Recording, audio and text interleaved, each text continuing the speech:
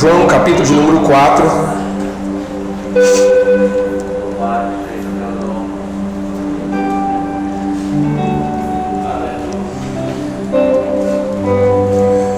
João, capítulo 4, versículo desse texto que nós iremos ler, o versículo 35.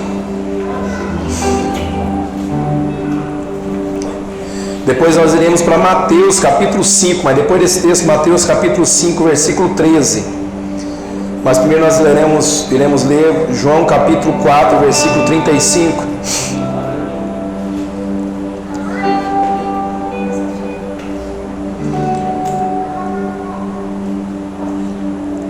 Desse texto aqui nós lemos ler o versículo 35, mas desse versículo 35 eu quero tirar uma única frase, e depois dessa frase nós entraremos no texto, Mateus capítulo 13.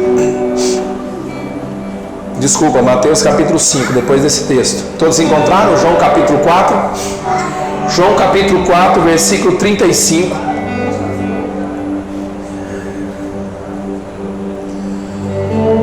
O texto diz o seguinte, irmãos: vocês costumam dizer que daqui a 4 meses nós teremos a colheita, mas olham e vejam bem os campos. O que foi plantado já está maduro e pronto para a colheita. Vocês costumam dizer, daqui a 4 meses teremos a colheita, mas olham e vejam bem os campos. O que foi plantado já está maduro e pronto para a colheita.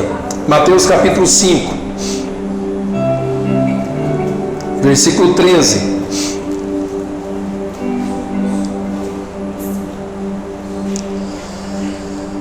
Mateus capítulo 5, versículo 13.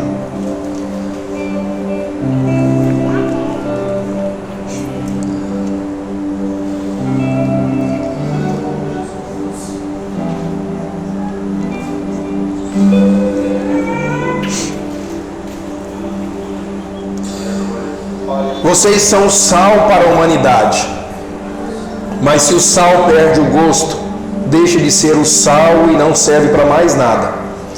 E depois disso é jogado fora e pisado pelas pessoas que passam. Vocês também são a luz para o mundo. Não se pode esconder uma cidade construída sobre um monte. Ninguém acende uma lamparina para colocá-la debaixo de um cesto. Pelo contrário, ela é colocada no lugar próprio para que ilumine todos os que estão na casa. Assim também a luz de vocês devem brilhar para que os outros vejam as coisas boas que vocês fazem e louvem o Pai de vocês que estás no céu. Feche os seus olhos, vamos orar uma vez mais.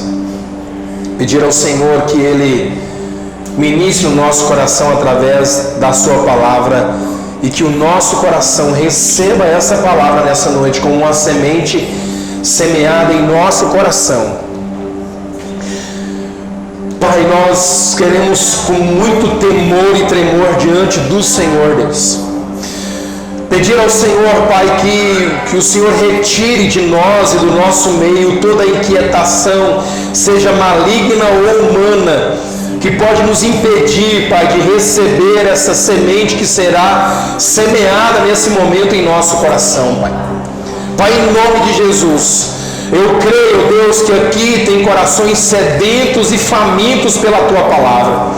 Meu Deus, aqui eu sei e creio que tem almas sedentas, que tem corações famintos pela Tua palavra, corações famintos pelo Senhor, corações ansiosos para ouvir a Tua palavra. Com certeza, Pai, aqui hoje tem inúmeras pessoas procurando e buscando respostas que só o Senhor pode trazer, e isso através das Escrituras, ó Pai. Então, em nome do Senhor Jesus, Pai, em nome do Senhor Jesus, que o Senhor venha uma vez mais através do Teu Espírito, Senhor, através do Teu Espírito ministrar nos nossos corações, trazendo resposta, trazendo soluções, trazendo impacto no nosso coração, porque é isso que o Senhor faz quando o Senhor fala. O Senhor traz resposta, o Senhor resolve, o Senhor cura, o Senhor transforma, o Senhor vem com o seu impacto. O Senhor faz isso, ó Pai, quando o Senhor vem com a Tua palavra e quando o Senhor fala. Então nós temos a certeza e a convicção, Deus, a convicção de que o Senhor está neste lugar, e nós não temos medo, não temos, ó Pai, em nome de Jesus, não temos dúvida de que o Senhor há de continuar falando no nosso coração, individual ou coletiva, Senhor Deus, sabemos e temos a certeza disso, e nós oramos, ó Pai, para que o Senhor continue falando no nosso coração, em nome do Senhor Jesus, em nome do Senhor Jesus, amém e amém. Pode tomar o seu assento, por favor.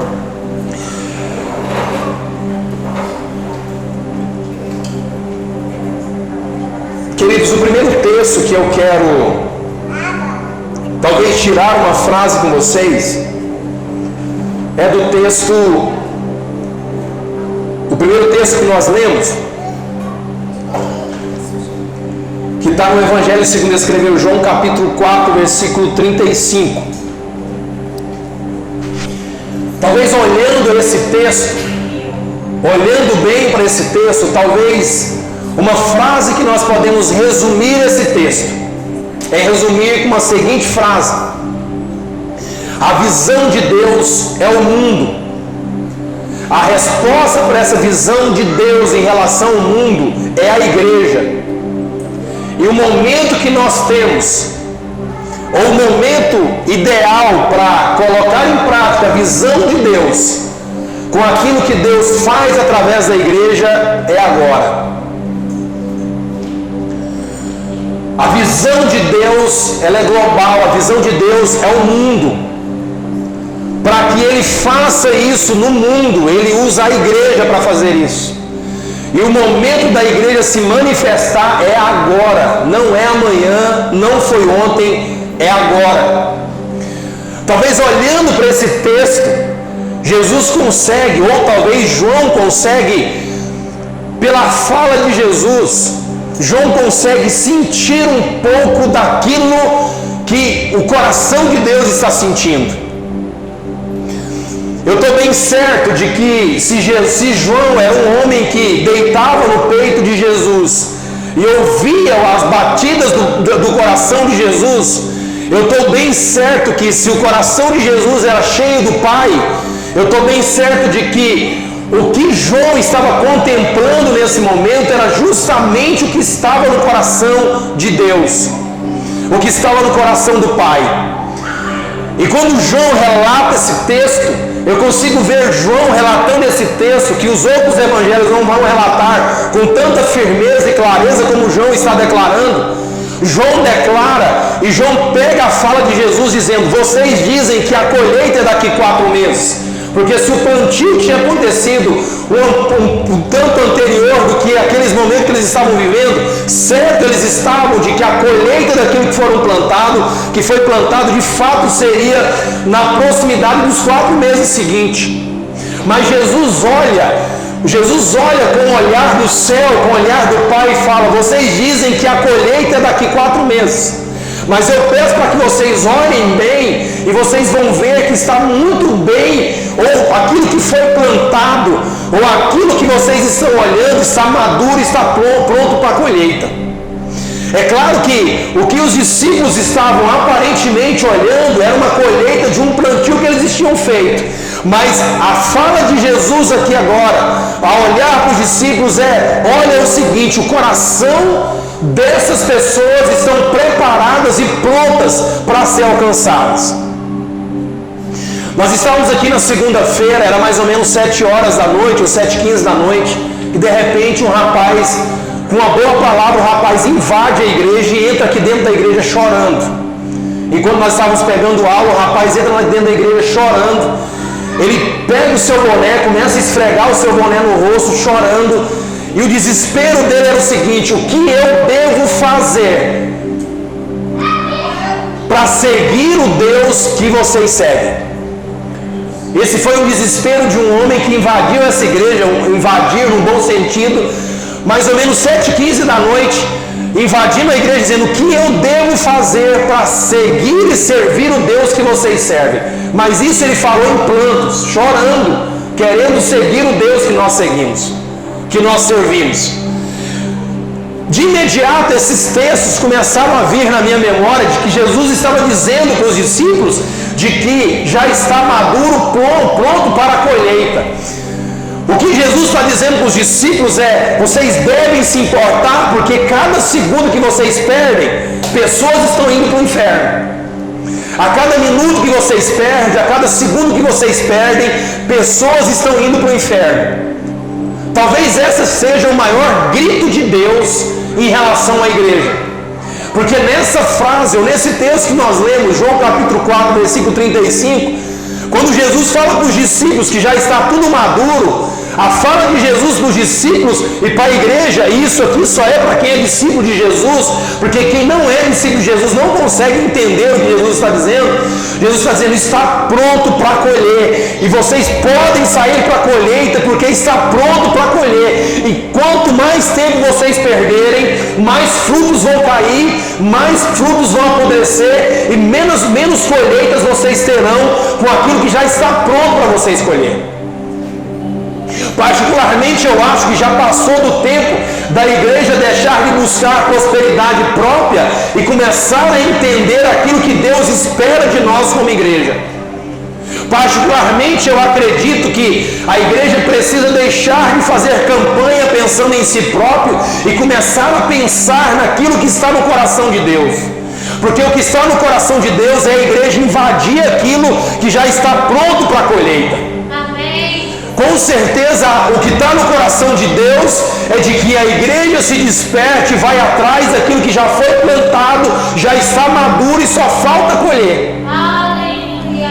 E com certeza, eu não sei ainda como que discípulos de Jesus dizem que discípulos de Jesus ainda conseguem dormir tranquilo, sabendo que a cada segundo que nós perdemos, pessoas estão indo para o inferno. A cada minuto que nós perdemos, pessoas estão indo para o inferno. A cada minuto que nós perdemos fazendo campanhas próprias, esperando em si, ou preocupado consigo próprio, qualquer fruto que não colhe, ele pudrece, ele cai e ele não serve para mais nada. E Jesus está dizendo o seguinte: vocês dizem que a colheita é daqui 4 meses, mas eu digo para vocês o seguinte: já está maduro, pronto para colher. E eu quero aqui hoje falar isso somente para aqueles que de fato são discípulos de Jesus. Quem não é discípulo de Jesus, essa palavra não é para você, sem dúvida nenhuma não é para você. Mas se você é discípulo de Jesus, essa palavra aqui é para você. Que Jesus olha para os discípulos e fala: está pronto.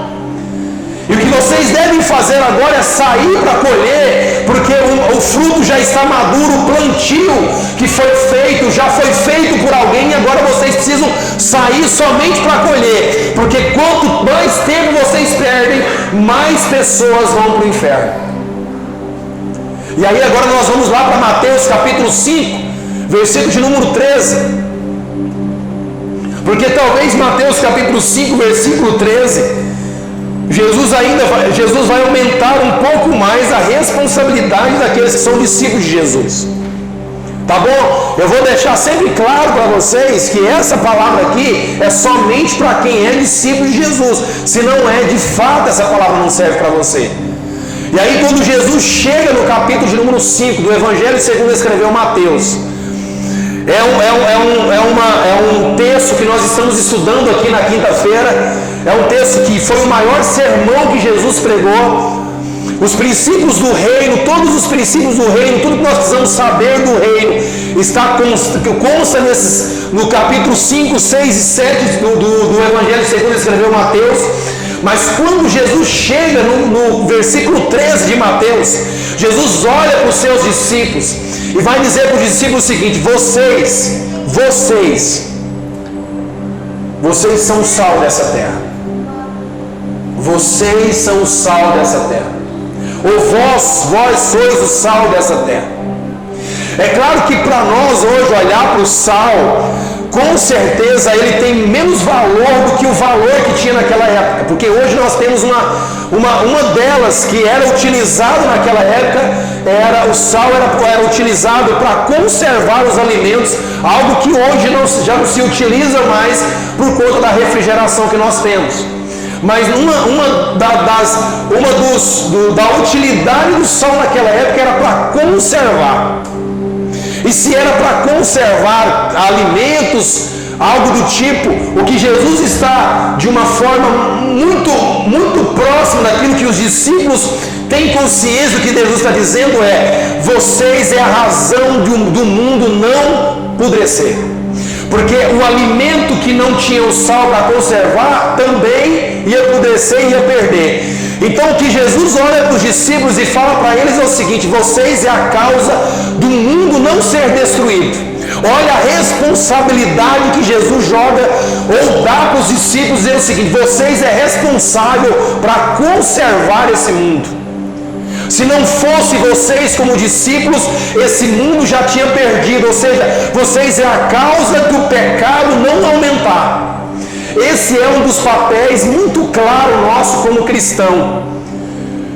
O papel nosso como cristão é chegar no lugar onde as pessoas estão pecando e as pessoas deixarem de pecar, porque aqueles que conservam o reino de Deus entrou naquele lugar. Nós somos responsáveis para que o pecado não aumente. Nós somos responsáveis para que o mundo não seja destruído. Porque é isso que Jesus está dizendo para os discípulos naquela hora, naquele momento, dizendo um dos papéis do sal é conservar os alimentos. Ou seja, se vós sois o sal desse mundo e o sal conservar o alimento, vocês é responsável para conservar esse mundo. Mas é interessante que Jesus não fala que vós sois o sal do saleiro, porque se fosse o saleiro você deveria ser o sal só onde você estivesse, ou no núcleo familiar. Mas Jesus está dizendo: vós sois o sal da terra. Jesus não está colocando os cristãos no lugar. Jesus está dizendo: vocês precisam ocupar os maiores cargos desse mundo, e aonde vocês estiverem, vocês são responsáveis de manter conservado aonde vocês estão. Vocês estão conseguindo entender a responsabilidade daqueles que são discípulos de Jesus? Que o nosso papel é de conservar e não permitir que o pecado avance ainda mais, porque aonde nós chegamos como sal dessa terra, o pecado, ao invés de avançar, ele tem que retroceder. Esse é o nosso papel como cristão. Essa é a responsabilidade de que Jesus coloca sobre a vida dos discípulos, mostrando para eles o seguinte: se um dos papéis do sal era conservar, o outro papel também do sal era temperar. Você pode olhar, pode comprar uma picanha lá no Kleber, que é a melhor picanha de Anápolis. Mas você pode comprar a melhor picanha de Anápolis sem sal, não serve para nada. Você consegue comer uma picanha, por mais bonita que ela esteja, sem sal ou sem tempero. Mostrando também para nós o seguinte: o papel do cristão é temperar. Gente, se as pessoas saem piores do que elas chegaram quando chegou perto de nós, vocês sabem, não precisa continuar dizendo. O papel, um dos dois papéis fundamentais naquela época do sal era conservar os alimentos e também temperar os alimentos. Ou seja, trazer sabor. Jesus está dizendo para os discípulos: vocês não só impedem que avance o pecado, como vocês também temperam, vocês trazem o equilíbrio aonde vocês estão. Se tem uma coisa difícil de estar, é perto de pessoas desequilibradas, pessoas que não conseguem temperar da forma que precisa trazer o tempero. Então o que Jesus fala para os discípulos é: vocês são responsáveis de não permitir que o pecado avance, como vocês também são responsáveis de trazer o equilíbrio onde vocês estão. Vocês trazem o equilíbrio, vocês temperam, vocês trazem o gosto, o sabor como ele deve ser, não é muito e nem pouco, porque Jesus fala isso para os discípulos. Porque se o sal também fica insípido, ou se ela perde o sabor, ou seja, se fica salgado demais ou sem sal, não serve de mais nada a não ser para ser jogado fora e ser pisado pelos homens. Então o que Jesus também fala para os discípulos é: entendam que vocês são responsáveis também de trazer o equilíbrio aonde vocês estão. Esse é o nosso papel como cristão, de trazer equilíbrio em qualquer lugar onde nós estamos. Nós não só conservamos, as pessoas não só ficam com vergonha dos seus pecados quando nós chegamos perto dela, como também nós somos responsáveis de trazer o equilíbrio aonde nós colocamos a planta dos nossos pés. Isso não precisa nem perguntar para vocês se vocês têm um equilíbrio, porque é isso que Jesus está dizendo. O sal traz o tempero ideal, o sal traz o gosto suficiente ao ponto de trazer o sabor e a pessoa conseguir saborear aquilo que, quando o tempero ele é equilibrado. E Jesus está dizendo: vocês é responsáveis de não permitir que o pecado avance, mas vocês também são responsáveis de trazer o equilíbrio onde vocês estão. Esse também é um papel nosso como cristão, trazer o equilíbrio aonde nós colocarmos a planta dos nossos pés. Equilíbrio é um dos papéis fundamental na vida de um cristão, que é o sal e a luz desse mundo.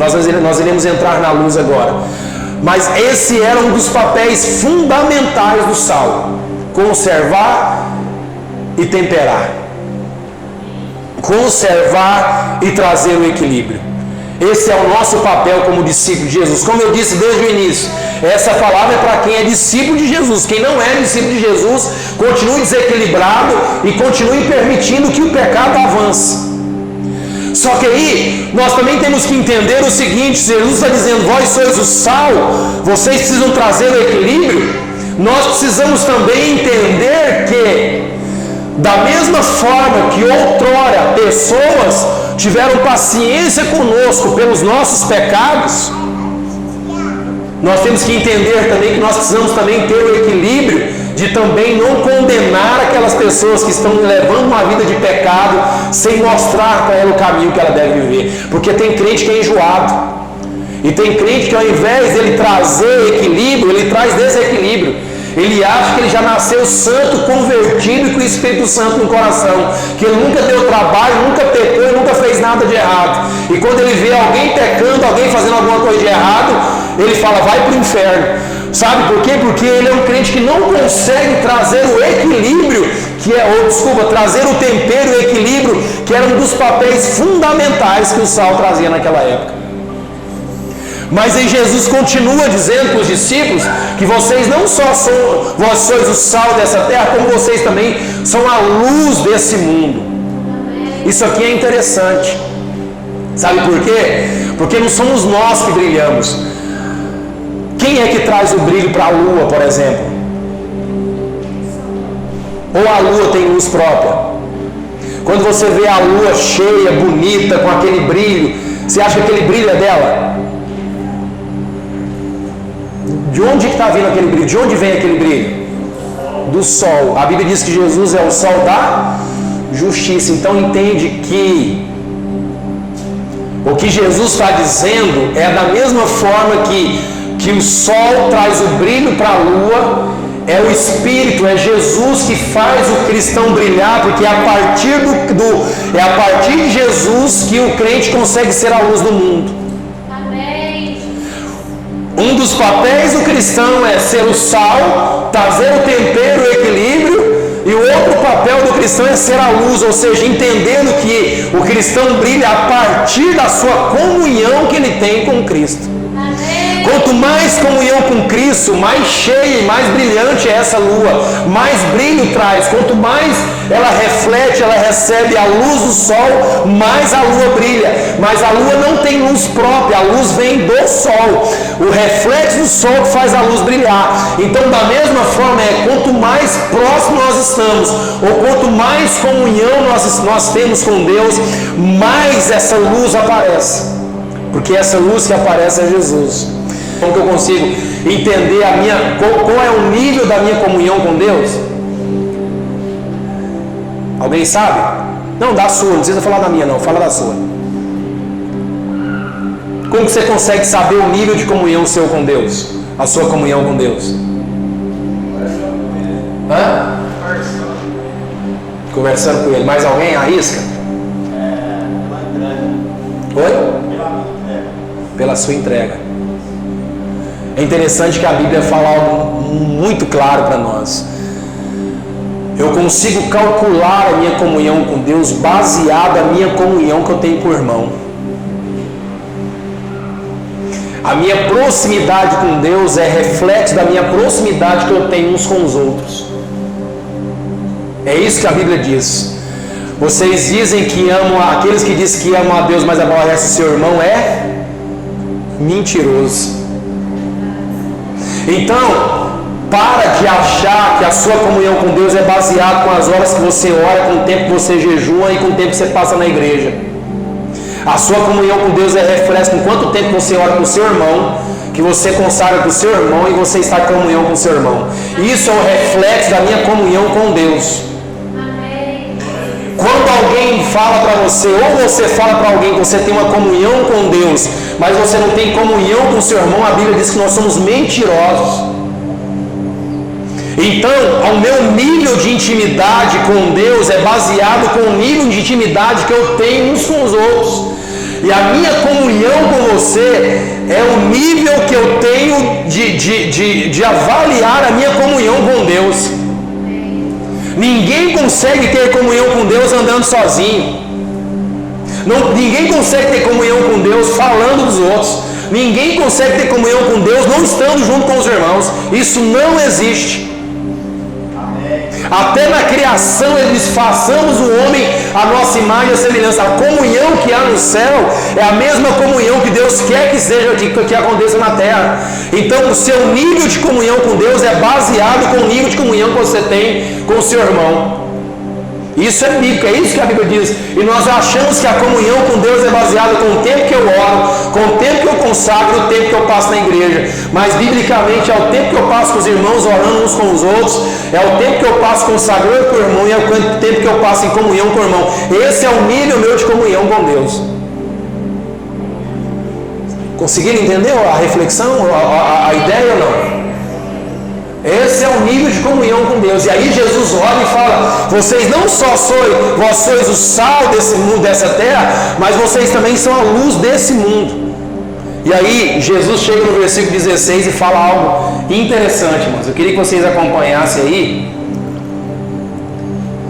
Jesus fala algo muito interessante aqui no versículo 16, dizendo assim: olha, assim também a luz de vocês deve brilhar, para que os outros vejam as coisas boas que vocês fazem e louvem o Pai de vocês que está no céu. Agora a minha pergunta é: que boas obras são essas que Jesus está dizendo para os discípulos? Que boas obras são essas aí, queridos? Vocês conseguem arriscar que boas obras são essas que Jesus está dizendo para os discípulos aí?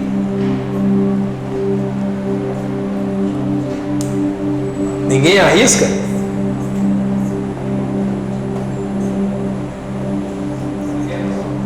Que as boas obras são essas que Jesus está falando nos versículos 16 aí, que nós temos que apresentar? Testemunho. Comunhão. Rapaz, vocês estão falando de comunhão, que benção, hein? Vamos lá no versículo 11. É dessas obras aí que Jesus está dizendo. É essas obras aí, que está dentro do contexto dessas obras aí. A última obra que Jesus fala é o versículo 11. E é dessa obra aí que Jesus está falando que deve ser conhecido. Que obras são essas que estão aí, irmãos? Felizes são vocês que, quando vocês são insultados e vocês perseguem e diz que todo tipo de calúnia contra vocês por serem meus seguidores. Essa aí é as obras que Jesus está dizendo que nós somos a luz do mundo. É essa luz do mundo que nós somos. É quando as pessoas olham vendo perseguição, calúnia, e mesmo assim nós permanecemos sorrindo. É essa luz que o mundo consegue ver. Porque obras de Deus, muitas pessoas conseguem ver e não glorificam a Deus. Por exemplo, a chuva é a glória de Deus, as árvores são glória de Deus, os pássaros, e nem todo mundo glorifica a Deus por essas obras. Mas as obras que Jesus está dizendo aqui, que os homens irão glorificar a Deus, são essas obras aqui. É quando olhar para você e as pessoas verem em sua volta inúmeros motivos de você desistir. São essas obras que Jesus está dizendo para os discípulos. É olhar para Aguimon, em volta do Aguimon, e ver em volta dele inúmeros motivos para o Aguimon desistir, mas mesmo assim o Aguimon está sorrindo. São essas obras que o mundo precisa ver, gente. É essas obras que o mundo precisa olhar para nós como igreja e ver em nossa volta perseguição, calúnia, inúmeros motivos para desistir, inúmeros motivos de olhar para trás, inúmeros motivos de desistir, e o mundo olhar e conseguir enxergar e falar assim: mas como assim o Aguimon tem motivo de sobra para desistir, mas mesmo assim ele está sorrindo? Amém. É essa luz que Jesus está dizendo, irmãos.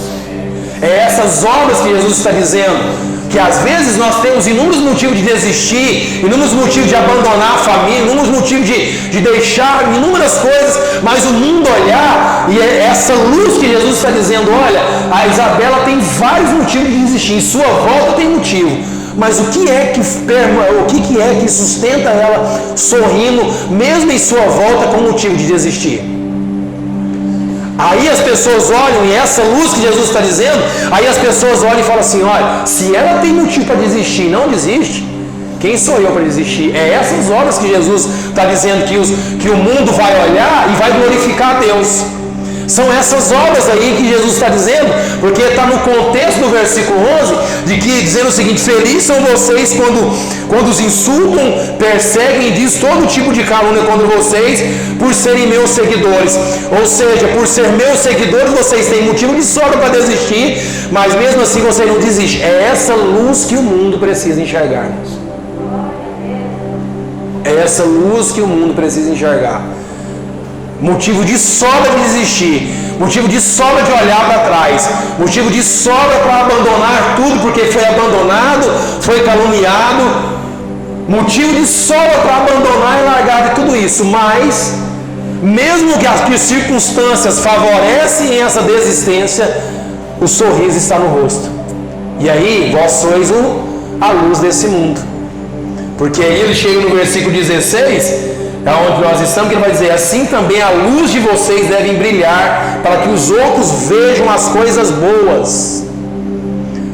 A minha versão é a linguagem de hoje, então ele está dizendo: assim também a luz de vocês deve brilhar, para que os outros vejam as coisas boas que vocês fazem. Que coisas boas? Essas coisas boas aqui, irmãos, não é você ali fazer um bem para alguém, não. É você ter motivo de sobra para desistir e mesmo assim está sorrindo. Aí as pessoas vão ver essas coisas boas que vocês estão fazendo. Aí, a partir dessas coisas boas que vocês estão fazendo, elas vão glorificar a Deus.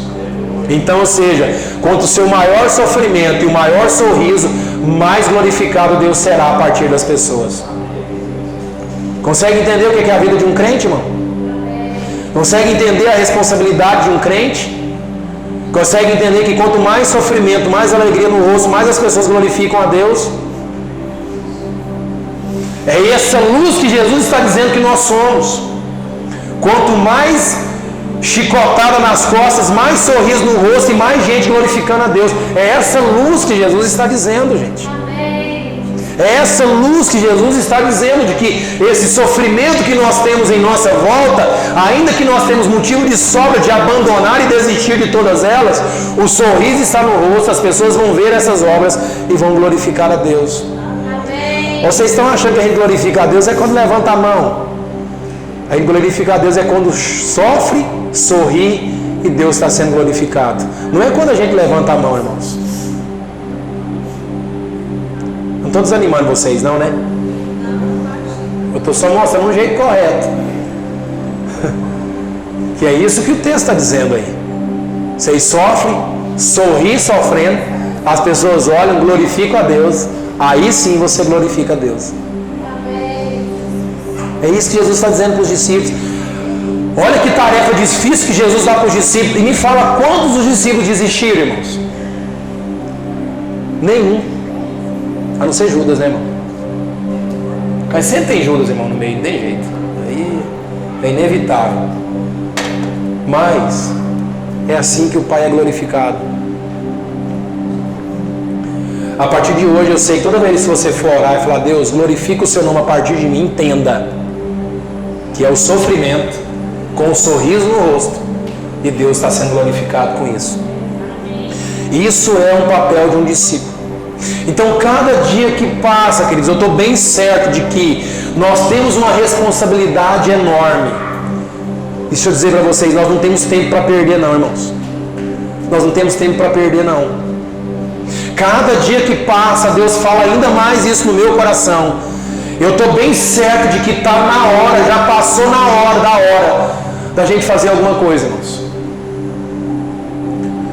De que Jesus está dizendo, vocês são a luz desse mundo, vocês são o sal e a luz desse mundo. Então, ou seja, tempera, traz o equilíbrio. Deixa as pessoas verem essa luz, e essa luz elas verão a partir do sofrimento, da perseguição, mas mesmo com os motivos de chorar que nós temos, o sorriso está no rosto e o Pai está sendo glorificado a partir disso. Então esse é um papel, esse é o chamado de Deus para nós, esse é o chamado de Deus para os discípulos. Por isso que quando os discípulos entendem essa responsabilidade, Pedro não tem problema de ser crucificado de cabeça para baixo. João não tem problema de ir para uma ilha, ser lançado dentro de um tanque de óleo. O João não tem problema em passar por isso. E uma vez que os discípulos entendem o seu papel, eles não têm problema mais em passar por isso. Eles não têm mais dificuldade em passar por sofrimento, porque eles entenderam que uma forma de glorificar a Deus é sendo perseguido, mas com um sorriso no rosto, e com isso Deus está sendo glorificado a partir disso. Então Deus não está sendo glorificado. A forma que Jesus está dizendo para os discípulos é: entenda, o papel de vocês como discípulos é a partir de agora o sofrimento, e vocês sendo motivo de sobra para abandonar e desistir tudo, mas mesmo assim vocês perseverarem, vocês continuarem, o sorriso no rosto, com alegria no rosto, e com isso o Pai está sendo glorificado. Amém. Que responsabilidade, hein, gente? Que papel é nosso esse como cristão, hein, gente? É às vezes a mulher que tem motivo de sobra de abandonar a família porque o marido não é crente, o marido da mesma forma, mas mesmo assim ele persevera, ela persevera, e aí o mundo olha e fala: o que é que faz essa mulher perseverar assim? O que faz esse homem perseverar? O que faz esse homem ser perseguido, mas continuar perseverante e com a sua demonstração, com o seu sorriso no rosto o tempo todo? O que é que faz um homem viver assim? O que é que faz uma mulher viver assim? Quando ele entende que essa é uma forma de glorificar a Deus. Agora, cuidado, não é aquele sofrimento que você procurou com as próprias mãos e você está chorando por ele e achando que está glorificando a Deus por aquele sofrimento que você mesmo procurou. Jesus é muito claro: quando vocês forem injuriados, caluniados e perseguidos por minha causa. Aí ele fala lá no versículo 11 que é interessante: felizes são quando vos insultarem, perseguem e diz todo tipo de calúnia contra vocês por serem meus seguidores. Então vocês fiquem alegres e felizes por isso, pois uma grande recompensa está guardada no céu para vocês. Então ele dá uma garantia para os discípulos que sofrem perseguição, calúnia, fala: persevera, fica firme, porque para essas pessoas aí tem algo guardado para eles no céu. Aí ele chega no versículo 16, onde ele fala: olha, assim também a luz de vocês deve brilhar, para que os outros vejam as coisas boas. E as coisas boas que Jesus está dizendo vocês tendo perseguição por minha causa. Então, ou seja, as coisas boas que Jesus está dizendo não é o seu dízimo e as suas ofertas. As coisas boas que está dizendo está sendo moído e está sorrindo, está sendo espancado e está sorrindo, porque foi isso que Jesus fez. Por que Jesus não desistiu de ir para a cruz? Porque ele sabia que aquela forma que ele estava vivendo era uma forma de glorificar o Pai. Como ele entendia que era uma forma de glorificar o Pai, ele passou por tudo aquilo, por toda a perseguição, por todo esse sofrimento, consciente de que aquela perseguição era uma forma de glorificar o Pai. E ele glorificou o Pai daquela forma. E aí Jesus fala as mesmas coisas para os discípulos: vós sois o sal Vocês temperam, vocês é responsável por não permitir que o pecado avance. Gente, deixa eu te falar um negócio para vocês. O mundo tá difícil. Pior seria sem a igreja. Não, vamos melhorar, porque a gente gosta de levantar o nosso ego, né? Tá difícil Anápolis? Pior seria sem você. Nós somos responsáveis por não ter ainda pior do que tá. Está entendendo a nossa responsabilidade e o nosso papel como cristão, gente? Pior estaria se nós não estivéssemos aqui. Então, gente, eu estou bem certo de que nós temos uma responsabilidade enorme como cristão. E o papel nosso como cristão é ser o sal e a luz deste mundo. É claro que para quem não é discípulo não vai entender isso. Para quem não é discípulo, esse texto aqui não faz sentido nenhum. Para quem quer sugar aquilo que as mãos de Deus pode dar, esse texto não tem sentido. Esse texto é para quem é discípulo. Agora, quem é discípulo entende de que nós somos o sal e a luz, e de que nós precisamos trazer o tempero, o equilíbrio. Nós precisamos temperar, trazer o equilíbrio. E tendo inúmeros motivos para desistir e abandonar tudo, mesmo assim o sorriso está no rosto. Assim o Pai será glorificado. Vocês conseguem entender a nossa responsabilidade como cristão? Porque Jesus fala isso para os discípulos, gente. E isso é para discípulo mesmo. Por isso que às vezes Jesus chamava os discípulos em algum lugar e dizia, isso aqui só é para discípulo, isso aqui não é para qualquer um, é para discípulo. Gente, nós temos uma responsabilidade enorme, gente.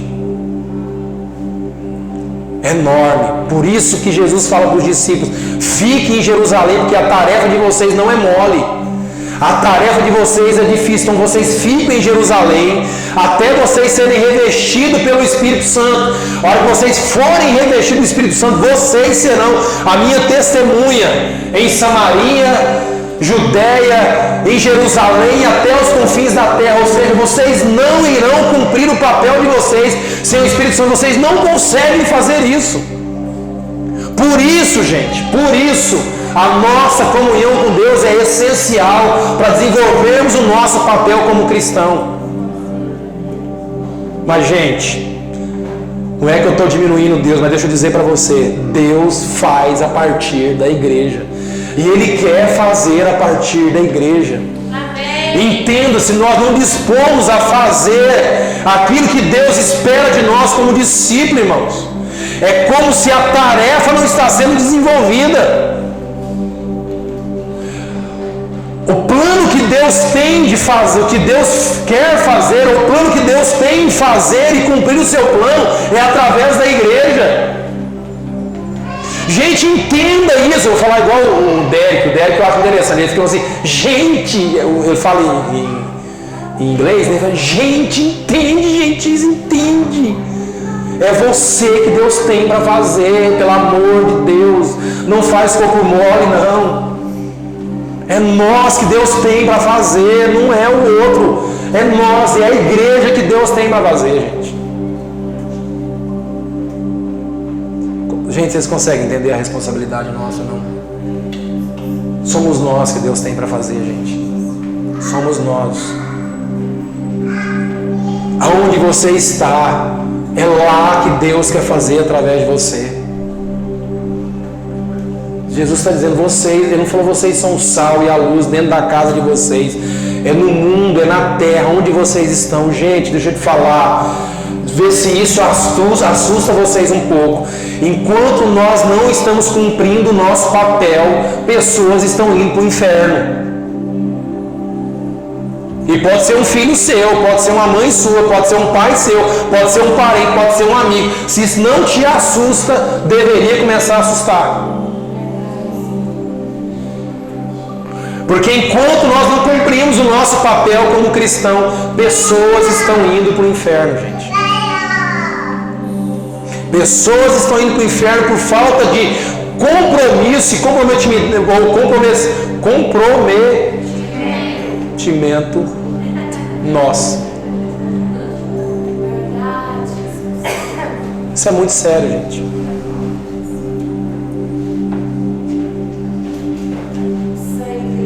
Eu acho que isso é muito sério. Por falta de compromisso nosso, pessoas estão indo para o inferno.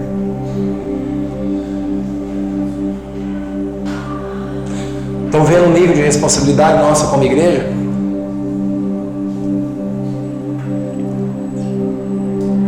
Está vendo o nível de responsabilidade nossa? A Bíblia não está dizendo vocês vão ser, vocês são a luz, o sal e a luz desse mundo. Vocês são o sal e a luz desse mundo, gente. Queria que vocês se colocassem de pé.